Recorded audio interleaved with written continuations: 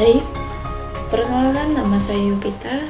Saya dari kelas ke-11 semester 4. Saya dari program studi pendidikan guru sekolah dasar. Nah, di sini saya memilih tema tentang diriku dan subtema aku dan temanku. Di sini materi saya tentang komponen pendidikan karakter. Secara terminologis, karakter diartikan sebagai sifat manusia pada umumnya yang bergantung pada faktor kehidupannya sendiri. Nah, karakter adalah tabiat atau kebiasaan seseorang.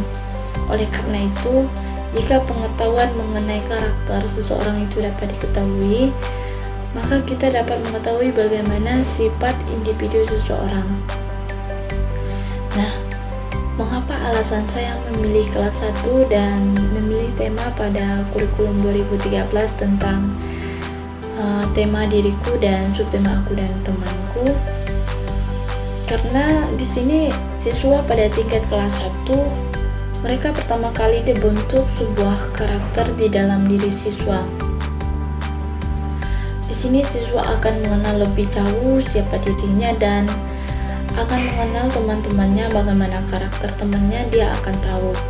Karena pembentukan karakter siswa merupakan suatu yang sangat penting tetapi tidak mudah dilakukan. Karena perlu dilakukan dalam proses yang lama dan berlangsung seumur hidup.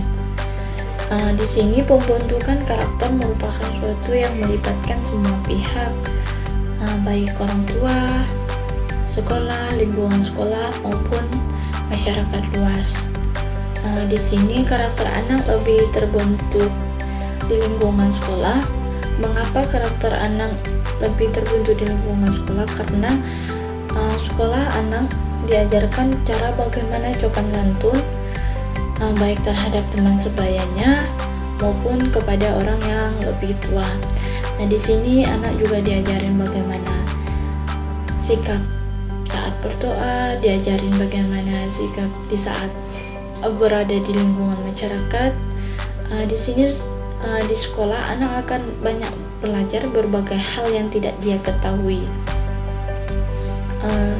Dalam komponen karakter, Likona tahun 1192 menekankan pentingnya 3 komponen karakter yang baik, yaitu ada 3. Yang pertama, moral knowing atau pengetahuan tentang moral, yaitu proses pembentukan karakter yang dimana anak didik diberi pengetahuan dan pemahaman akan nilai-nilai yang universal.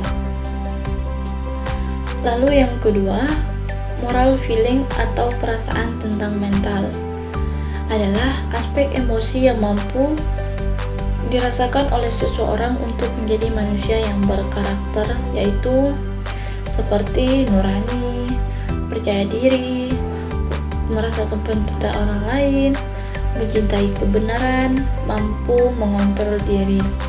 Lalu yang ketiga yaitu moral action atau perbuatan moral adalah bagaimana pengetahuan moral dapat diwujudkan menjadi nyata. Nah, di sini komponen adalah bagian dari suatu sistem yang memiliki peran dalam keseluruhan berlangsungnya suatu proses untuk mencapai tujuan sistem. Komponen pendidikan karakter berarti bagian-bagian dari sistem proses pendidikan karakter yang menentukan berhasil dan tidaknya atau ada dan tidaknya proses pendidikan. Bahkan dikatakan bahwa untuk berlangsungnya proses kerja pendidikan karakter diperlukan keberadaan komponen-komponen tersebut. Nah, di sini ada beberapa komponen-komponen yang diperlukan dalam proses kerja pendidikan, yaitu ada 4. Yang pertama, religiositas. Yang kedua, nasionalisme.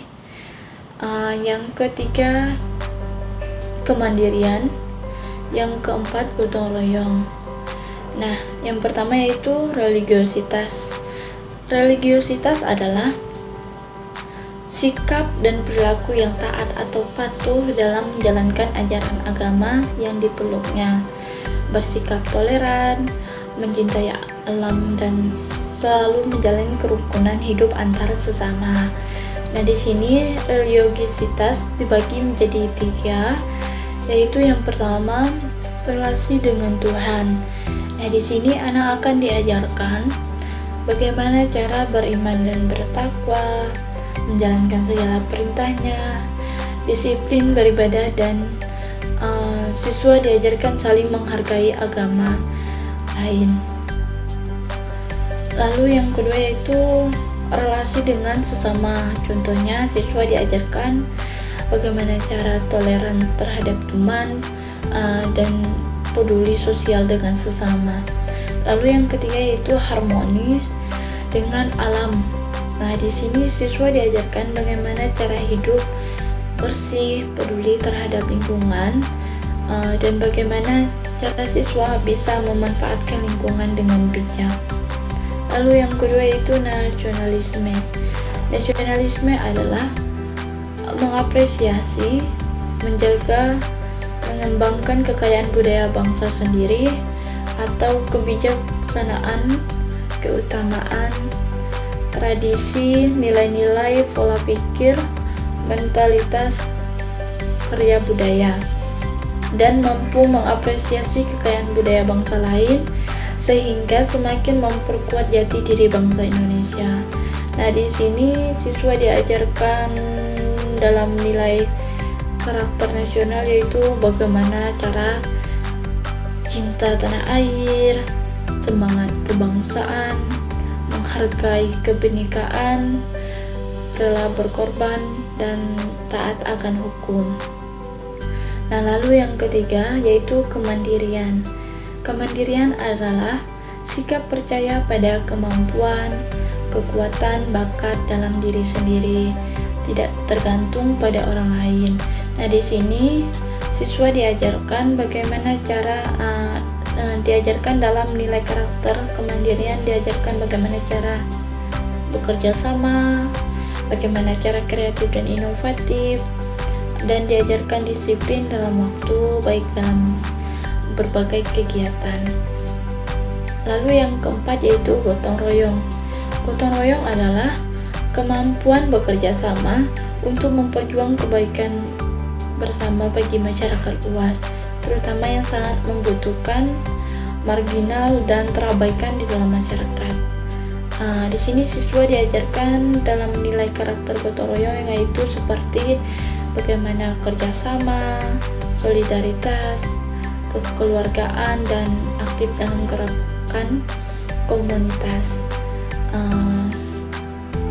Sekian penjelasan yang dapat saya sampaikan. Jika ada kata-kata yang kurang, saya mohon maaf. Akhir kata, terima kasih.